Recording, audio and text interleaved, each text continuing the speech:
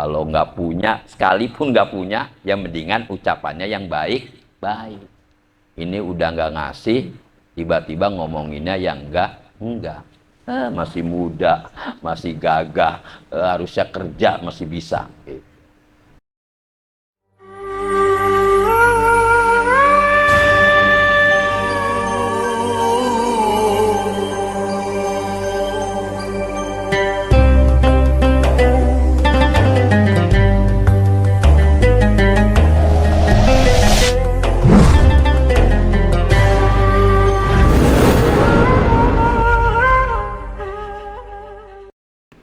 Assalamualaikum warahmatullahi wabarakatuh. Waalaikumsalam warahmatullahi wabarakatuh. Alhamdulillahillazi yassara tariqal ibadati lil ibad. Ahmaduhu wa naskuruhu ala ni'amihi allati la tuhsa wa la tu'ad. Allahumma sholli wa sallim ala sayyidina Muhammad wa ala alihi wa ashabihi fa'alul hasanat wajtinabul munkarat, amma ba'du. Yang saya hormati Abang Anung ya, selaku pimpinan perkumpulan Rindu Surga, kemudian saudara kita Ilham, serta hadirin yang tidak bisa sebutkan satu persatu, mudah-mudahan mendapatkan barokah dari Allah fid dunya wal akhirah. Puji syukur kita kepada Allah Subhanahu wa Ta'ala atas rahmat serta hidayahnya, kita dapat berhalaqah bersilaturahmi dalam rangka pembacaan Ratibul Hadat, kemudian tolabul ilmi, mencari ilmunya Allah Subhanahu wa Ta'ala. Mudah-mudahan kumpulnya kita ini senantiasa dicatat oleh Allah Subhanahu wa Ta'ala menjadi catatan amalan kebaikan kita di hadapan Allah Subhanahu wa Ta'ala. Salawat serta salam marilah kita curahkan atas beliau, junjungan Nabi besar Muhammad sallallahu alaihi wasallam, kelak para keluarganya, para sahabatnya, para tabi'in, para ulama, para habaib, juga kita selaku umatnya, yang mudah-mudahan diberikan kekuatan, bimbingan, petunjuk dari Allah Subhanahu wa Ta'ala agar senantiasa kita istiqomah mengikuti ajaran syariat Nabi besar Muhammad sallallahu alaihi wasallam. Mudah-mudahan kelak kita di yaumil akhir mendapatkan syafaatul uzmah dari baginda Nabi besar Muhammad sallallahu alaihi wasallam. Para perkumpulan Rindu Surga yang dirahmati Allah Subhanahu wa Ta'ala, sesungguhnya kita ini dalam menghadapi kehidupan mesti mampu menstatuskan ya, kehidupan kita ini adalah bahwa hidup itu Allah yang menghidupkan, dan kemudian kembalinya kita atau kita meninggal dunia kembali kepada Allah Subhanahu wa Ta'ala.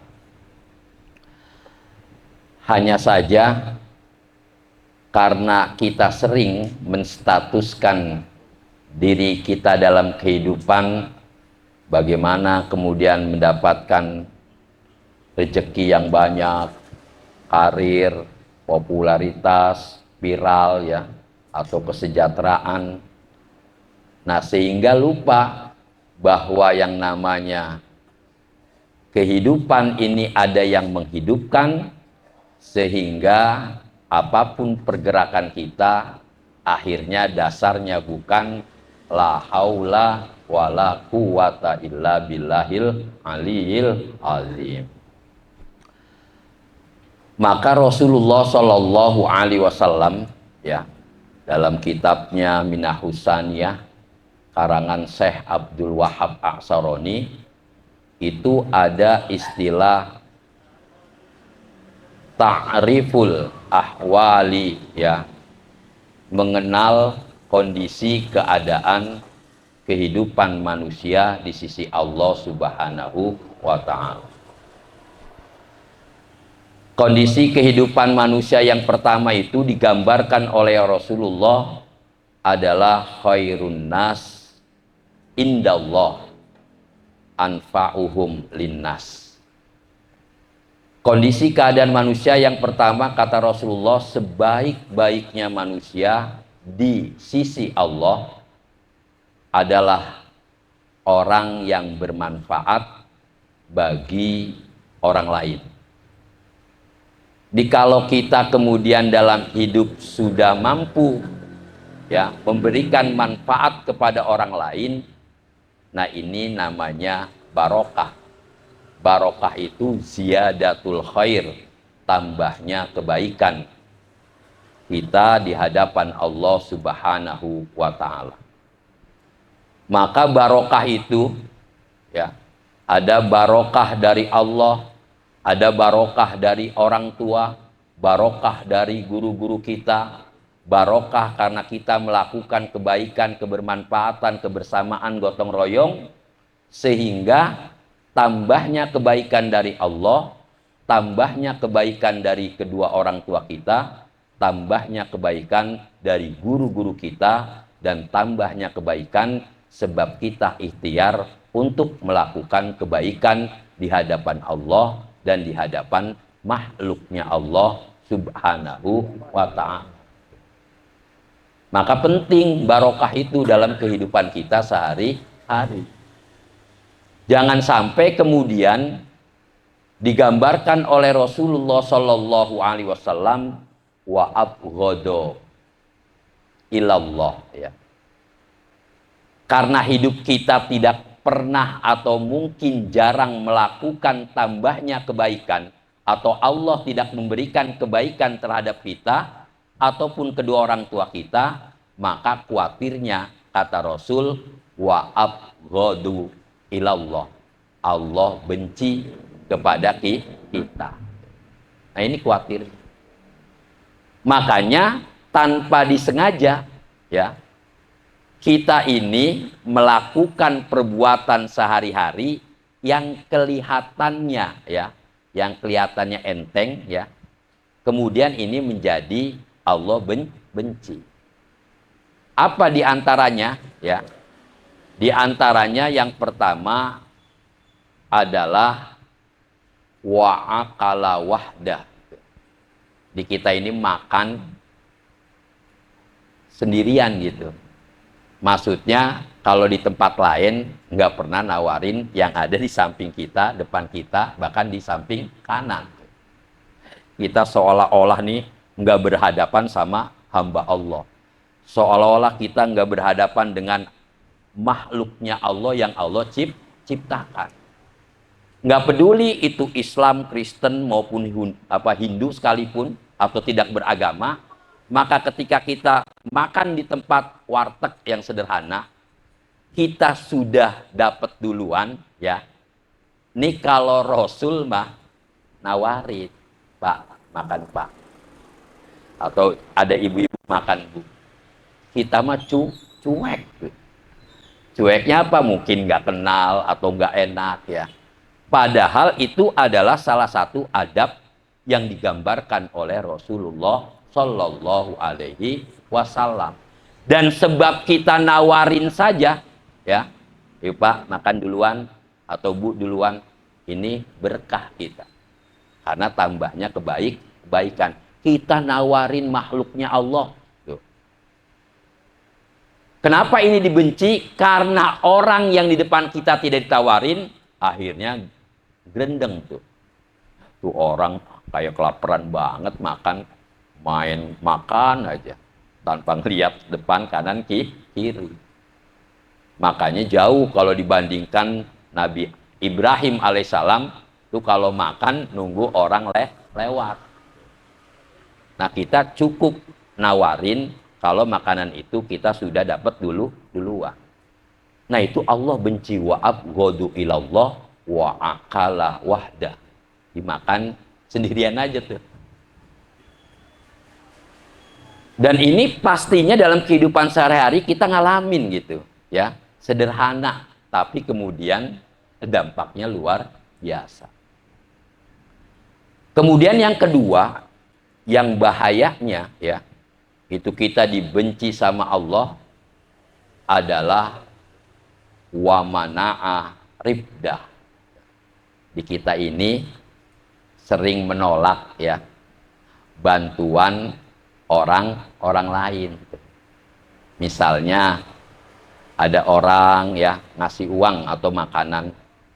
Ini orang karena dia ngasih tanpa perintah, pastinya kan ikhlas betul-betul.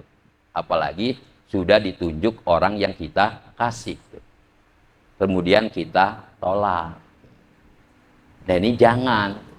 Karena barokah tuh. Tambahnya kebaikan orang yang ngasih itu kepada kita. Dan ketika ditolak, ya pastinya dong. Orang yang ngasih, ya Allah, ini orang kayak udah kaya banget ya. Dikasih kok nggak mau gitu.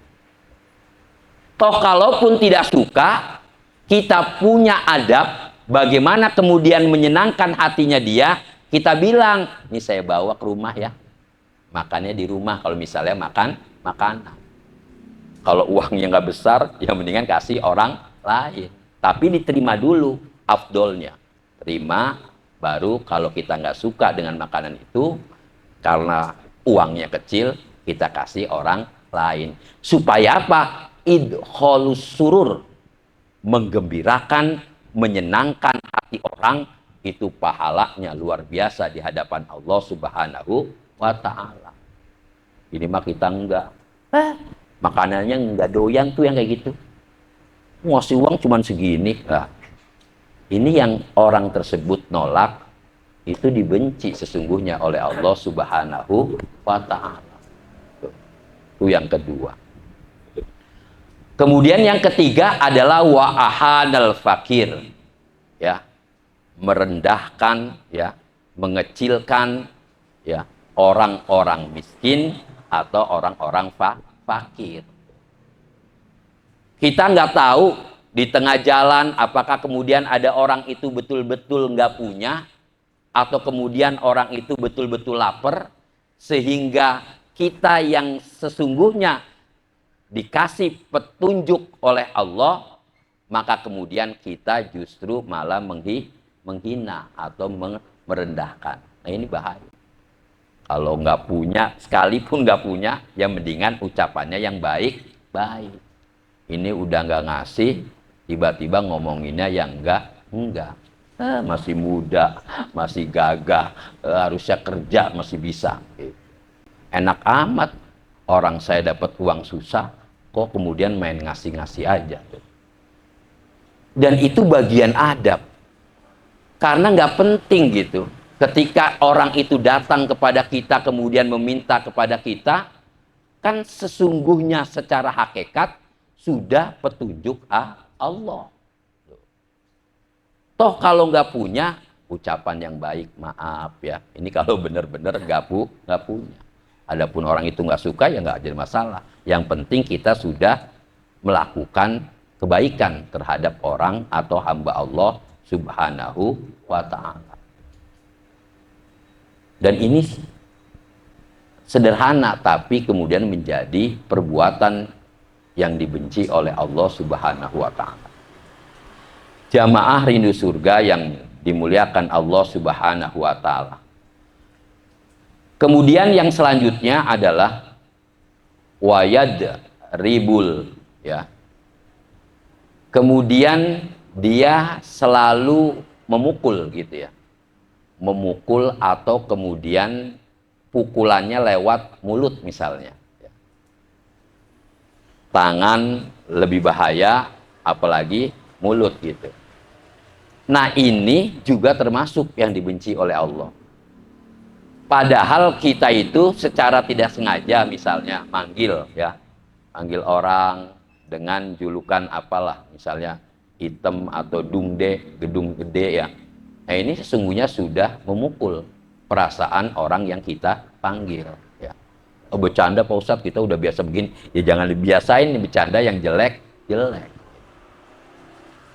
Nah kondisi yang seperti ini ya, perbuatan yang dibenci oleh Allah Subhanahu wa Ta'ala, khawatirnya adalah bukan nambah kebaikan kita di hadapan Allah, justru amal kita menjadi habis. Karena kesinggungan orang tersebut, karena kemudian merasa direndahkan kepada kita. Yang lebih bahayanya lagi adalah ketika orang tersebut ya, yang dibenci oleh Allah Subhanahu wa taala, mereka adalah orang-orang yang hidupnya adalah selalu berharap kepada manusia. Jadi bukannya mintanya atau muji ke Allah dulu, baru wasilahnya lewat orang lain, tapi ini kemudian dia mujinya ke manusia. Jadi kenapa ada istilah orang muji dulu baru kemudian muja, ya. Muji itu, ya Allah, dalam hidup ini kami selalu Engkau berikan kesehatan, bisa bernapas dan sebagainya. Pujian itu kalau kita diem kemudian bergerak, itu 3 jam kalimat alhamdulillah itu sudah sampai 5.000. Ulama-ulama dulu itu diemnya dan ngobrolnya itu hatinya selalu bertasbih. Maka coba deh sekali-sekali itu kalau kita diem, yang lainnya ngobrol, hati kita terus muji alhamdulillah, alhamdulillah ya. Ini hitungannya sudah sampai 5.000. Makanya kalau orang yang selalu minta kepada Allah, kemudian dia belum muji ke Allah, ini kelasnya kelas PAUD.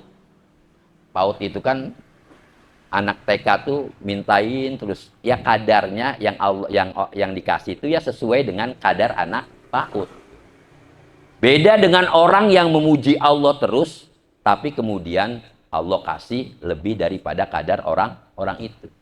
Makanya dirubah tuh pola kita minta sama Allah. Muji dulu, baru kita minta. Maka dalam surat Al-Fatihah juga dikatakan ya, iyyaka na'budu wa iyyaka nasta'in. Hanya pada Engkau kami menyembah. Ya. Muji, nyembah, baru minta pertolongan. Kita dibalik minta melulu dari awal maghrib sampai kemudian asar, kemudian mujinya sedikit. Banyakin muji, insya Allah Allah memberikan kadarnya lebih daripada apa yang kita minta. Jamaah rindu surga yang dirahmati Allah Subhanahu wa taala. Kemudian kondisi yang kedua ya adalah wa khairun nas ya, dan sebaik-baiknya manusia adalah mantola umruhu ya, yaitu wahasuna amaluhu. Kondisi manusia yang mendapatkan kebaikan dari Allah adalah mereka yang dikasih umurnya oleh Allah panjang, kemudian baik amalnya. Di umurnya panjang, kemudian perbuatan baiknya itu selalu dilakukan. Beda dengan kemudian wasa'a ya. Wasa'a umruhu, wasa'a mantola umruhu ya. Kemudian dikasih panjang umurnya tapi kemudian jelek perbuatannya. Nah, ini yang bahaya. Tapi ada lagi wa asaruhu ya minhu. Ada orang yang lebih buruk lagi dari tadi, yaitu ketika man hasa ya minal haram wa mata ilal haram. Hidupnya ini bergelimpangan atau bergelimang dengan perkara haram, kemudian meninggalnya juga bergelimang dengan perkara yang haram. Nah, ini bahaya. Kemudian kata Rasulullah Shallallahu Alaihi Wasallam, dikatakan wa asarru minhu, dan ada lagi kondisi manusia dalam kehidupan seburuk-buruknya manusia itu adalah mereka yang di awal hidupnya ya. Jadi kita mulai balik nih umur 15 ya. Itu kemudian diawali ghaflah. Ghaflah itu lalai, pernah sholat, nggak pernah berbuat baik dan sebagainya ya. Bahkan akhir hidupnya itu adalah kaslam min ta'atillah.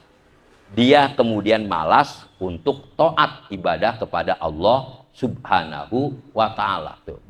Ini bahaya lagi, lebih buruk.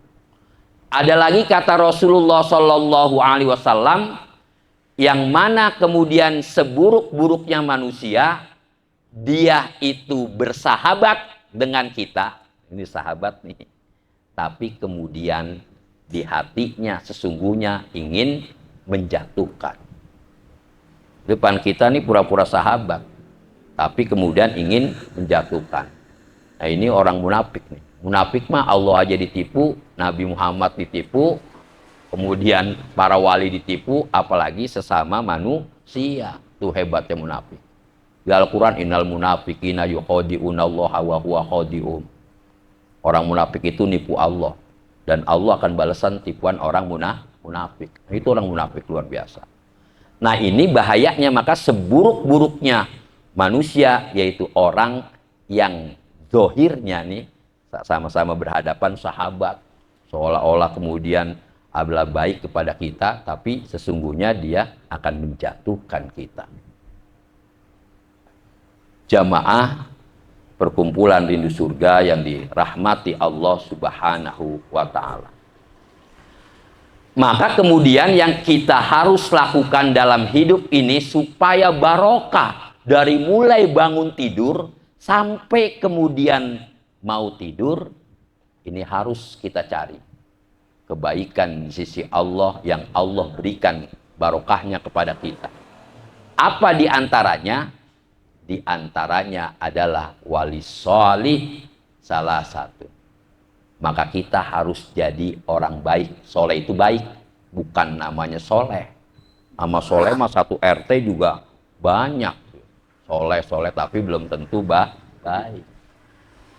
Maka kata Rasul, wali sholih, adapun ciri-ciri orang yang bisa dikatakan baik dan ini mendapatkan keberkahan dalam hidup, yang pertama adalah yuslahu bainallah wa bainahu bil a'mali sholeh. Tanda-tanda orang baik, baru tanda ya. Tanda orang baik itu yang pertama adalah dia mau koreksi diri, mau hubungan perbaikan dirinya dengan Allah. Apa contohnya? Contohnya ketika malam ini kita melakukan keburukan atau maksiat dan lain sebagainya, maka hari ini juga, jam ini, detik ini, kita ini mohon ampun kepada Allah Subhanahu wa ta'ala. Jangan sampai nunggu subuh aja lah, habis sholat kita minta ampun sama Allah. Padahal sebaiknya hari itu kita melakukan, hari itu atau jam itu, detik itu, kita kemudian memperbaiki hubungan kita kepada Allah Subhanahu wa ta'ala. Nah itu tanda orang soleh atau tanda orang baik. Maka ketika orang itu melakukan perbuatan buruk atau kemudian maksiat di hadapan Allah, dia buru-buru istighfar. Jangan sampai kita ini tidak ada rasa takut ketika kita melakukan atau sudah melakukan, yaitu yang dilarang oleh Allah. Iblis ya, mungkin saya pernah cerita kalau nggak salah, iblis itu sesungguhnya pengen tobat. Karena iblis itu ketemu dengan Nabi Musa, minta sampein, pengen tobat. Kata Allah, boleh sampein Musa kepada iblis. Kenapa? Iblis itu diterima ya Allah tobatnya. Karena tadi ketika iblis itu menggoda kepada manusia dari zaman Nabi Adam sampai sekarang, itu hatinya khaufun ilallah, takut kepada Allah. Karena iblis tahu kekuasaan Allah. Karena sebelum manusia itu diciptakan, malaikat diciptakan, itu iblis dulu tahu Allah begitu kuasanya dan maha besarnya. Maka setiap iblis itu menggoda manusia, dia itu takutnya luar biasa kepada Allah. Maka dia pengen tobat lewat Nabi Musa. Kata Nabi Musa, kata Allah syaratnya harus dia nemuin kuburan Nabi Adam. Padahal hidupnya aja saya nggak mau untuk menghormati Nabi Adam, apalagi sudah mati. Balik lagi dia sombong kepada Allah. Nah itu pertama tadi, tanda kita menjadi orang soleh. Ya.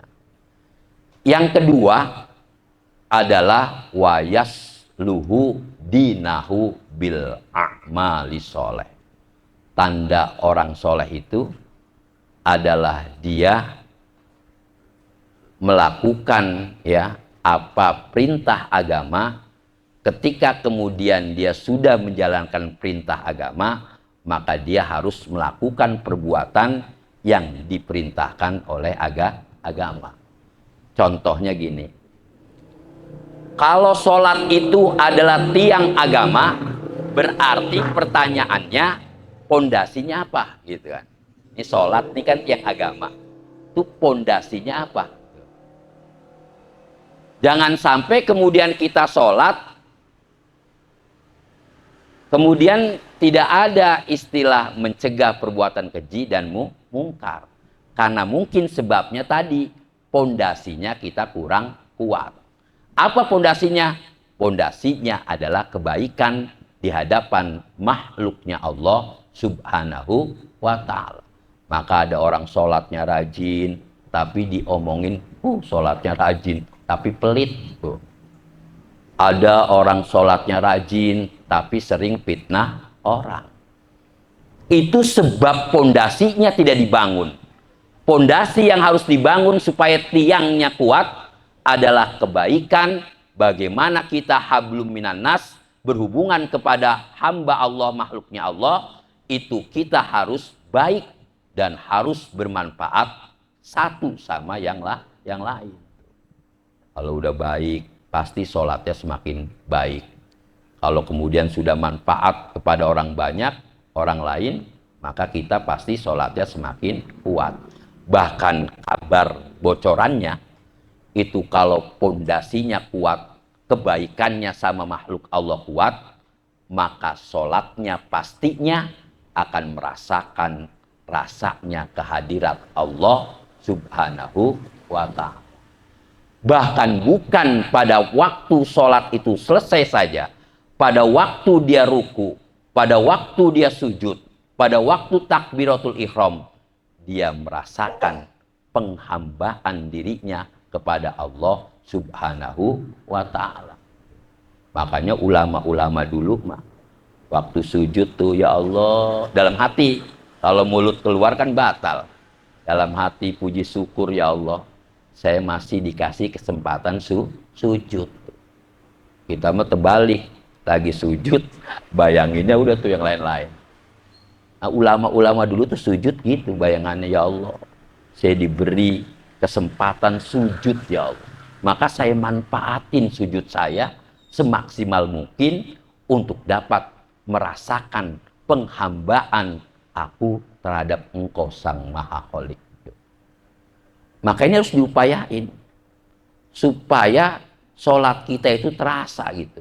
Jangan sampai seolah-olah sholat kita olahraga, sholat kita dikejar-kejar utang seolah-olah, atau menggugurkan kewajiban kita di hadapan Allah Subhanahu wa ta'ala.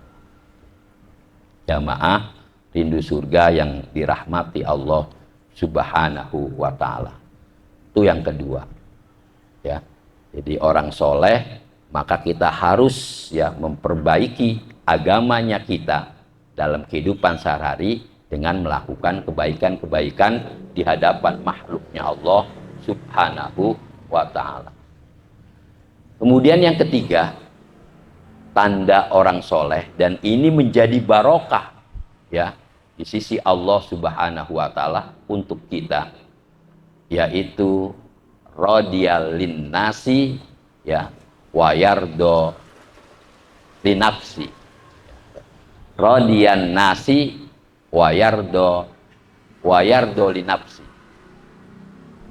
Jadi selalu rela ya, selalu rela kepada orang lain karena orang lain itu kemudian melakukan hal yang tidak baik kepada kita, maka diri kita akan mendapatkan ridho dari Allah Subhanahu wa Ta'ala. Di orang itu misalnya kemarin nggak kebagian dana kampanye, ya ikut gitu, tapi nggak kebagian. Nah kemudian nyampe tuh ke kita, ya Allah, walaupun saya nggak kebagian, mungkin orang itu lebih membutuhkan. Tuh orang soleh mah tetap baik, nggak kebagian juga tetap hatinya baik, ucapannya juga baik. Nah kita terbalik tuh, nggak kebagian, dikejar tuh sampai rumah, sampai dia keluar, sampai dia ngasih uang sama kita. Gitu juga makanan, ya. Orang soleh mah, ya, itu pasti tuh. Pasti ketika dia nggak kebagian, dia hatinya sudah ikhlas, sudah rela gitu. Sehingga pembelajarannya ketika dia sudah rela terhadap orang lain, maka pastinya terhadap dirinya sudah pasti rela. Nah itu orang soleh. Beda sama soleh kita tuh, waduh, kejar kita, bahaya. Makanya ketika kita sudah mampu, ya, mendapatkan barokah dari Allah melalui kita menjadi orang soleh, melalui kemudian iman kita leading naik terus, ya, yang didasari dengan kita selalu, ya, menyegerakan taat kita kepada Allah, kita selalu menjaga dalam kehidupan sehari-hari kita perkara yang harus kita tinggalkan, yaitu wayajtanibal maharam, perkara yang haram. Kemudian yang terakhir, wayusinu ila asa aman ilaihi, selalu tetap berbuat baik terhadap orang yang kemudian menzolimi kita, terhadap orang yang menceritakan aib kita. Itulah orang-orang yang selalu mendapatkan barokah dalam kehidupan kita sehari-hari. Sayangnya barokah itu hanya sekedar di mulut kita, tapi kemudian perilaku dalam kehidupan kita sehari-hari tidak menunjukkan bahwa barokahnya Allah turun kepada kita, barokah kedua orang tua kita turun kepada kita, barokah guru-guru kita tidak turun kepada kita. Karena persoalannya satu, bagaimana kemudian kita mampu untuk melakukan hal-hal yang baik, sehingga itu menjadi modal kita, sehingga itu menjadi celengan di hadapan Allah kelak.